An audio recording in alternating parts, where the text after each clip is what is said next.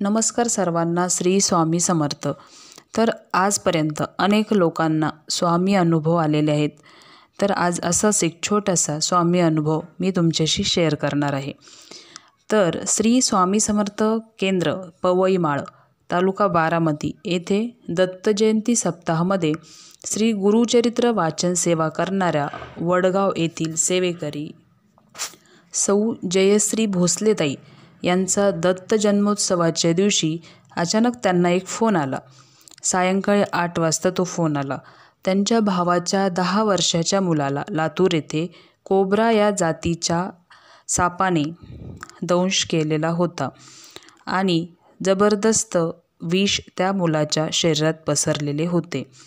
मुलाच्या घरच्या लोकांनी त्याला हॉस्पिटलला ॲडमिट केले आहे, परंतु ॲडमिट करेपर्यंत 30 मिनिटांचा कालावधी गेला व मुलगा बेशुद्ध झाला। डॉक्टरांचे म्हणणे आहे की मोठ्या प्रमाणात विषदंशामुळे 99% वाचण्याची शाश्वती नाही। आपल्याकडे फक्त 36 तास आहेत, तरी तुमच्या सर्व नातेवाईकांना तुम्ही बोलावून घ्या।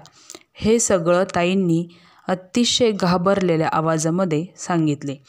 स्वतःचे गुरुचरित्र वाचन झालेले आहे, परंतु पुरणाच्या दिव्यांची आरती दुसऱ्या दिवशी बाकी होती आणि लातूरला जाणेही आवश्यक होते। अशा द्विधा मनस्थितीमध्ये त्या ताई होत्या। तेव्हा केंद्रातील इतर सेवेकऱ्यांनी त्यांना सांगितले की आपण धीर सोडू नका। आपण गुरुचरित्र वाचनाला बसला आहात व काहीही झाले तरी महाराजांना सोडून तुम्ही कोठेही जाऊ नका। तुम्ही इथे सप्ताहात पोथीची सेवा पूर्ण करा। तिकडे जे काही असेल ते महाराज बघून घेतील। अशक्य ही शक्य करणारे फक्त महाराज आहेत। तुम्ही सगळं महाराजांवर सोपवा व जप चालू करा। ताईंनी सांगितल्याप्रमाणे घरी सेवा केली व तिकडे हॉस्पिटललाही पूर्ण रात्र स्वामी नामाचा जप चालू होता। दुसऱ्या दिवशी सांगतेला ताई केंद्रात आल्या आणि आनंदाची बातमी घेऊन आल्या। मुलगा शुद्धीवर आला असून महाराजांनी त्याला मृत्यूच्या दाढेतून बाहेर काढले। त्याची प्रकृती ठीक आहे। डॉक्टरही अवाक झाले।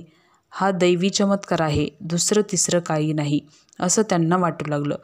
हा अनुभव भोसलेताईंनी स्वतः केंद्रात कथन केला। जन्म मृत्यू असे खेळ ज्यांचा, नको घाबरू तू असे बाळ त्यांचा, याचा जिवंत अनुभव सप्ताहात सर्व सेवेकरांना पाहायला मिळाला। जिथे स्वामी पाय तिथे न्यून काय, स्वयंभक्त प्रारब्ध घडवी ही माय। श्री स्वामी समर्थ।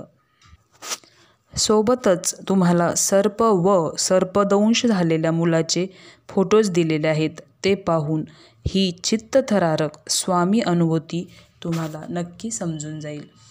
तर असे अनेक अनुभव स्वामी सेवेकरांना, स्वामी भक्तांना येत असतात। स्वामींनी म्हटल्याप्रमाणे मैं गया नहीं जिंदा हूँ या वाक्याची प्रत्येक वेळेस प्रचिती येत असते। तर आजचा व्हिडिओ जर तुम्हाला आवडला असेल तर चॅनलला सबस्क्राईब करा, लाईक करा, शेअर करा आणि तुमचेही असेच अनुभव असतील तर स्क्रीनवर दिलेल्या नंबरवर तुम्ही तुमचे अनुभव शेअर करू शकतात।